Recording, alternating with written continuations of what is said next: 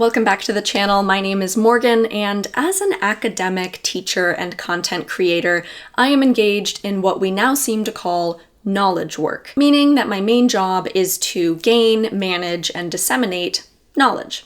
This is as opposed to other types of work like manual labor or customer service work. In the 21st century, knowledge work is on the rise, but there's still no clear definition of what it is, or as Cal Newport points out in his new book, what productivity means for the knowledge worker. Because of this, we have borrowed a definition of productivity from other fields where being productive is correlated to visible labor or quantifiable metrics. For instance, how much an acre of land produces in agriculture, or how many cars are built per worker hour in manufacturing. But in a workplace like academia, these definitions of productivity just fall apart. Just because you published 20 papers last year doesn't mean that they were of high quality or that anybody read them. And just because somebody published no papers last year didn't mean that they weren't working towards the research that is going to make for a major scientific breakthrough. Cal Newport's new book offers a new approach to productivity that doesn't subscribe to the ceaseless hustle and overwhelm that seems to define modern productivity culture. He calls this new approach slow productivity, and it prioritizes focus over freneticism. Coincidentally, that is also the focus of today's video sponsor, Scrintal, and with their help, I want to show you how I am using some of the lessons from Newport's book and some of my own devising to achieve focus in my knowledge work. The specific project I'm working on that requires the most focus these days is the writing of my dissertation, and in the rest of this video, I am going to tell you about 5 ways that I am finding focus in our chaotic world to work on this project. And in particular, these 5 things relate back to the first tenet of slow productivity, which is to do fewer things. Before I get into it though, let me tell you about this video's sponsor, Scrintal. This is Scrintal.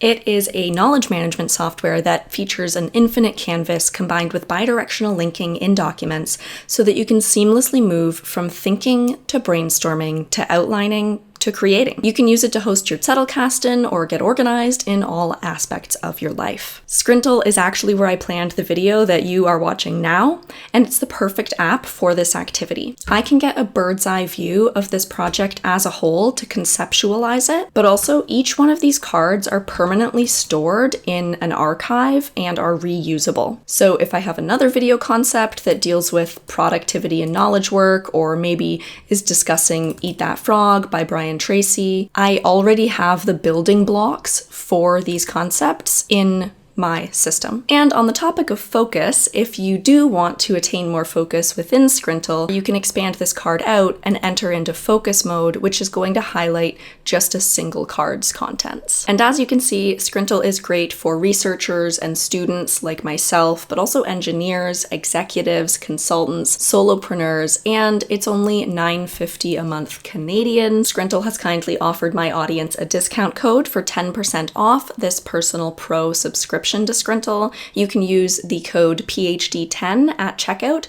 or you can simply click the link in my description box below and it'll take you to that discount. We're going to look at Scrintal's features in a little bit more detail later, but for now, let's get back to Cal Newport's idea that we should be doing fewer things. As Newport points out, this call to do fewer things is not a call to accomplish fewer things. Instead, he means that at any given time, we should focus on a small number of tasks, projects, and missions so that our days don't get taken over by meaningless busy work. The first tried and true method that I have used to attain more focus on completing my PhD and prioritize it is to work on it first thing in the morning. Apparently, Mark Twain once said that if the first thing you do in the morning is eat a live frog, then you can probably go through the rest of your day with the knowledge that that is the absolute worst thing you're going to do today. And then Brian Tracy formalized that quote into a method in his 2001 book, Eat That Frog, 21 Great Ways to Stop Procrastinating and Get More Done in Less Time. The frog is a metaphor, of course. Your frog is going to be the biggest, most important task you have to do in a day,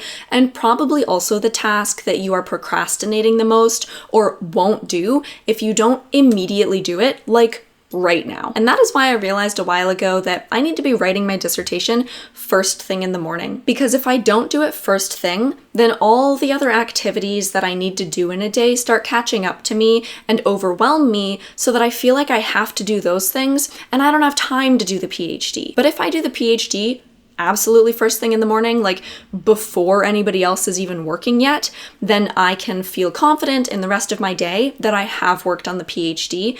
And honestly, because of that confidence, I work better at everything else as well. When I don't work on my PhD first thing in the morning, I spend the rest of my day worrying that I might not get to work on it at all, and then that spirals into worrying that I will never work on it again and therefore will never finish the PhD. But if I get even a half an hour in first thing in the morning, I get a sense of satisfaction and calm that follows me for the rest of the day. The second thing that I'm doing to focus on dissertation writing right now is to, when I wake up in the morning to do that work, I turn my phone to do not disturb.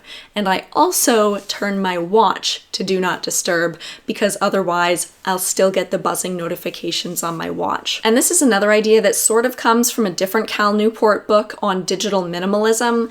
In a 2016 article on the topic, Newport writes that digital minimalism is motivated by the belief that intentionally and aggressively clearing away low-value digital noise and optimizing your use of the tools that really matter can significantly improve your life. And some of the key principles he highlighted for digital minimalism were: missing out is not negative, less can be more, digital clutter is stressful, and attention is scarce and fragile. I have realized these things as well, which is why I have turned my phone to do not disturb when I am working on my PhD. I find that even if I'm not receiving notifications during a work session, if my phone is just on and near me, part of my brain is always still paying attention to that phone because of the possibility of a notification coming in. At first, turning my phone to do not disturb at any point in the day was a little bit scary because I would worry that something very urgent would come in that I needed to respond to immediately. But since starting to do this about a month or two ago, there has been no urgent need that has come in like the 1 or 2 hours that I spend with my phone on do not disturb. Anyway, turning off notifications while I was working just became the most logical thing to do to declutter my brain and focus on the task at hand. And if I can recommend any one of these 5 tips to you, this would be my biggest one. This has definitely had the biggest impact on my ability to get work done. My third tip, loosely, is to strategically create the context of your work session, but specifically the way that I do this is through body doubling. Body doubling is when you work alongside somebody either virtually or in real life, and it usually serves as a form of mutual accountability and a kind of social support system. However, lately when I do body doubling, I actually tune into a pre-filmed YouTube video of somebody studying. So I don't actually get accountability or social support from this. What I get instead is an external structure or context for my work period. The presence of a body double helps me establish a routine and create a dedicated workspace on my computer screen. The reason it's so important for me to create a visual context for my workspace and work session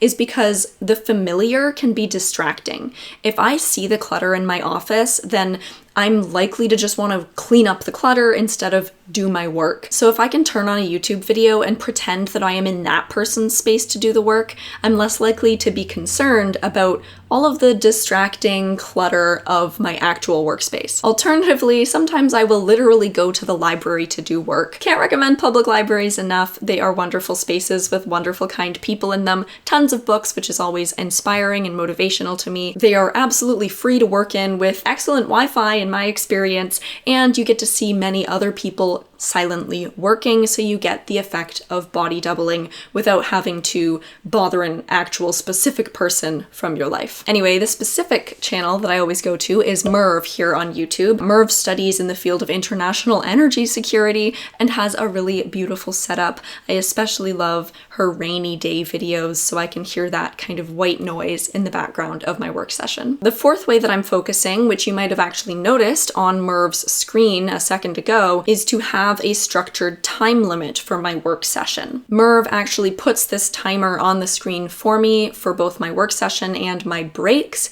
and she uses the 50-10 format, meaning that we do deep work for 50 minutes and then we take a 10-minute break, and a timer goes off at each point. This is an adaptation of the Pomodoro technique, which is a time management technique originally developed by Francesco Cirillo in the late 1980s. The technique is named after the Italian word for tomato because Cirillo used a tomato timer to set up his 25-minute work sessions and then 5-minute break sessions. The goal was to work in short bursts with frequent breaks to maintain energy levels, avoid burnout, and maintain focus throughout the day. Personally, I prefer the longer format of the 50 minutes because what I'm doing is quite deep work, another term coined by Newport. So it requires quite deep concentration, sustained attention, and even a little bit of time to get into the mindset. Specifically, what I'm looking to get into is a state of flow, which is a concept from Mihai Csikszentmihalyi's book Flow. And that is a state of optimal experience where I get heightened focus and enjoyment in my writing. The most important thing to remember though about a timed work session is that whatever timing you choose, that should be a single indivisible unit of time,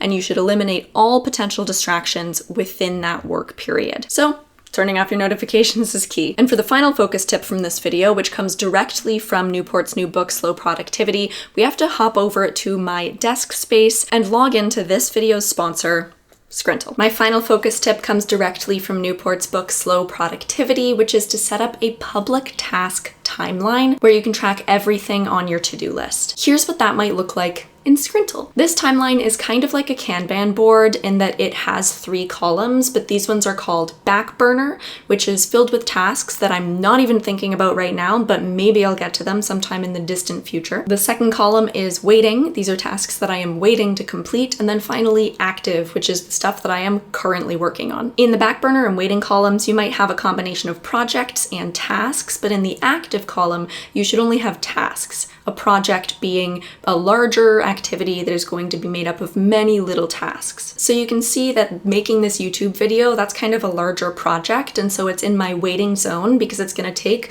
like 12 hours to complete fully, but in my active area is film the YouTube video because that's only going to take like 2 hours and I am currently doing it. So when I want to move a task from a project from the waiting to the active, I just segment out the part of the project that I am going to work on right now. And then only when the entire project is complete do I move it out of waiting entirely. And in Scrintal, when I am finished a task that is represented by a card, I can just click delete on it because that card will continue to exist in my Scrintal ecosystem in the archive. It just won't be on my task timeline board anymore. So why have a task timeline? Well, having everything that I need to do in a list that I can look at and scroll through frees my mind from being cluttered with all of the stuff that I should or could be doing right now because it's already been documented and I know where to find it. And then having only specific tasks in my active list keeps my mind focused on just the things I'm doing now. And Newport says that there should never be more than about 3 things in your active column. The other important aspect of this timeline is that you can share it with others. And that way, if they ask you to do something, you can make a pretty accurate estimate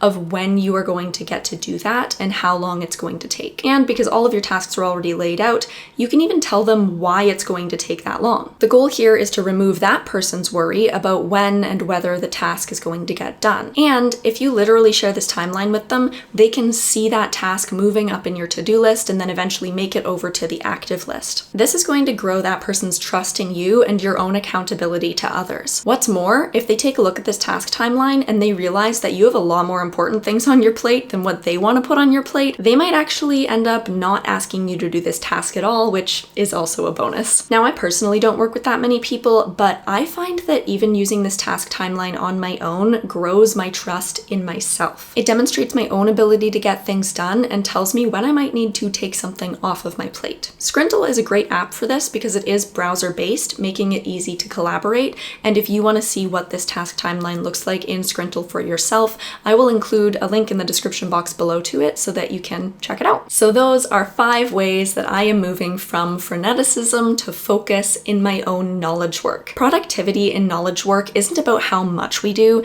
it's about the quality and impact of what we accomplish. So I am trying to embrace slow productivity to make a meaningful impact with my work by focusing first thing in the morning, using the Pomodoro technique, body doubling, turning off my notifications, and implementing the task timeline. And tools like Scrintal make it easier for us to gain clarity and focus in our work. So if you want 10% off a personal pro subscription to Scrintal, then you can use the link in my description box below or the code PHD10 at checkout to get that offer. Thank you to Scrintal for supporting this channel, and thank you to all of you for watching. If you enjoyed this video, I would love for you to give it a like or maybe send it to a friend that might enjoy it as well. And if you've been hanging out with me for a while, then maybe consider subscribing if you haven't already so that you can catch more videos like this. I would also love to hear from you in the comments. What are you doing to enhance your focus in your knowledge work? And I'll see you in another video again soon. Bye, everybody.